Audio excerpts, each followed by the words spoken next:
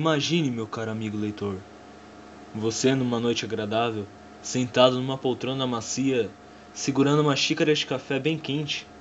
Ao seu lado, o rádio está ligado. Você relaxa. Está passando um programa onde os ouvintes ligam para contar seus problemas psicológicos. Você ouve porque tem cada situação que é muito engraçada. Quando de repente, uma ouvinte assustada entra no ar e diz: Eu vejo desde que era uma menina. Essa coisa, ela é como uma sombra muito alta, não tem rosto e seus braços são muito longos. Eu sinto quando ele vai aparecer, posso sentir quando ele está por perto. Consigo vê-lo no canto dos meus olhos, esticando aqueles longos braços para me tocar. Mas quando me viro, ele não está mais lá.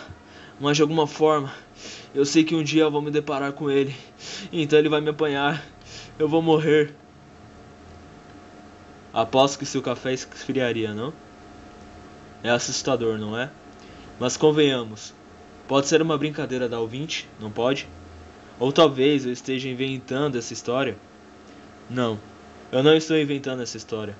Este fato aconteceu mesmo na cidade de Denver, nos Estados Unidos, em novembro de 2009.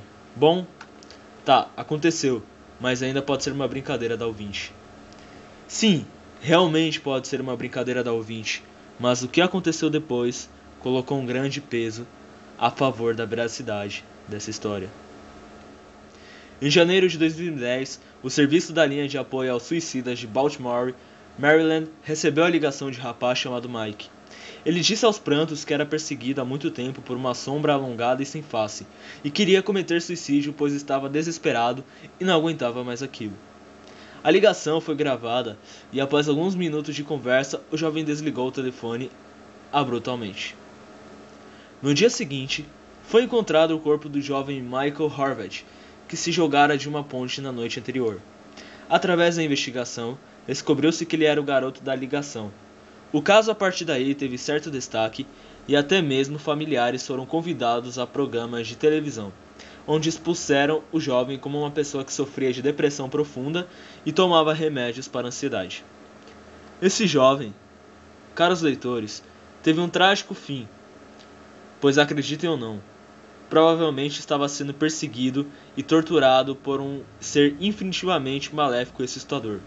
A criatura sombria descrita por essas duas pessoas é denominado no mundo do terror como Slenderman. Traduzindo, seria algo como o Homem Esguio.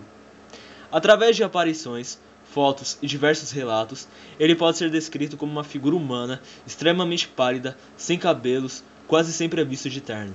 Ora, todo preto, ora, com marcas de giz.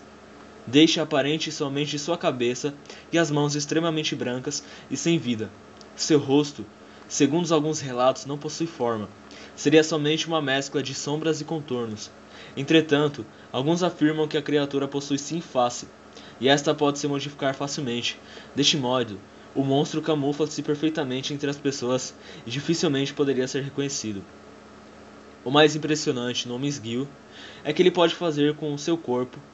Muitos dizem que ele pode se esticar imensuravelmente, deformando-se de forma a ficar com poucos milímetros de largura, e assim poder se camuflar mais facilmente entre as árvores, além também de poder chegar a lugares inacessíveis. Seus dedos podem se alongar e engrossar até tomarem forma de imensas e negras serpentes que servem para apanhar suas vítimas. Seu tronco, além de poder esticar, também possui protuberâncias idênticas aos dedos, só que mais longas, permitindo-o até mesmo se ele se locomover com elas. As vítimas do Homem Esguio geralmente são crianças. Ele parece possuir um meio de hipnotizar suas vítimas, pois essas são conduzidas sem qualquer luta ou negação. Parece que através de seus dedos consegue criar um elo com as vítimas, tornando-os totalmente maleáveis e desprotegidos.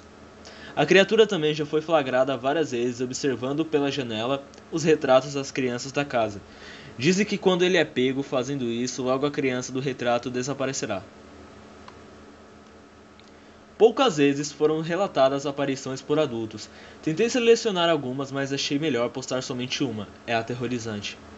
Contem ao Sr. Jasper Talbot, morador de Denver, a seguinte história. Quando eu era criança, com 5, 6 anos, Morava com meus pais em uma casa nos limites da cidade, perto de uma floresta. Tínhamos um depósito de carvão nos fundos da propriedade e um terreno cercado. Em uma ocasião, meu pai mandou que eu e minha irmã mais velha buscássemos um saco de carvão e eu odiava aquilo, mas fui.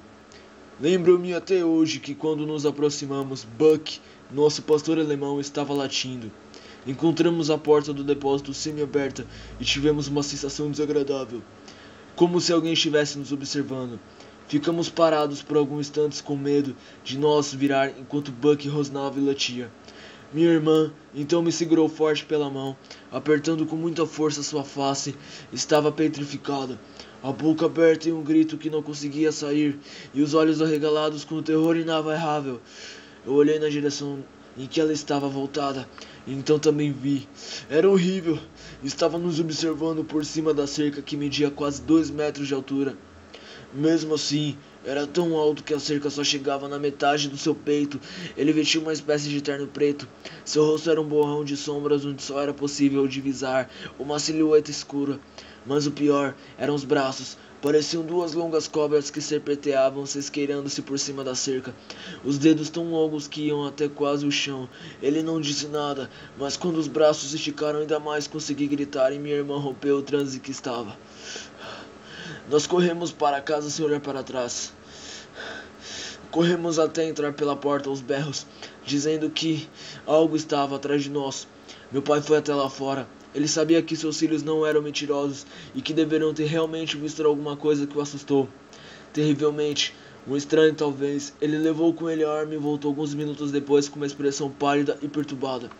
Meu pai sempre foi um homem sério e rígido, que serviu na Coreia e viu coisas realmente horríveis. Ele mandou que minha mãe ligasse para a polícia e trancasse a porta, e até o momento que a viatura chegou, montou guarda na janela em silêncio. Meu pai nunca disse o que encontrou, e se limitou a dizer que nosso cachorro havia fugido. Eu sempre soube que alguma coisa o havia perturbado muito, e que nosso cão não iria simplesmente embora. Nós viemos naquela casa por mais alguns meses e nos mudamos para uma outra mais próxima da cidade.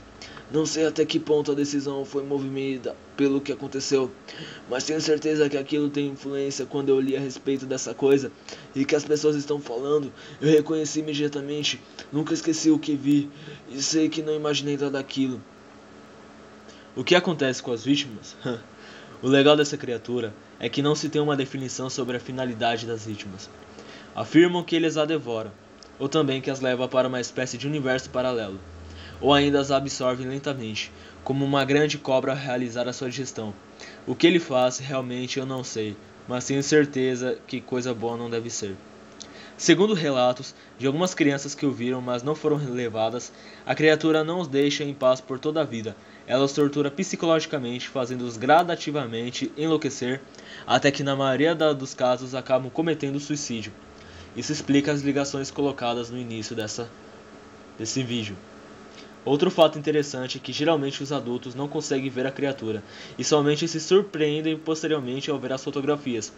Parece que o homem esguio possui uma maneira de não ser visualizado e somente aparece quando quer ser visto. Pode ser que ele esteja agora ao seu lado. Olhe com o canto do olho, que somente assim você o verá. Mas lembre-se, se por sorte ele não irá te levar. Pode ter certeza que ele vai voltar para te enlouquecer pelo resto da vida.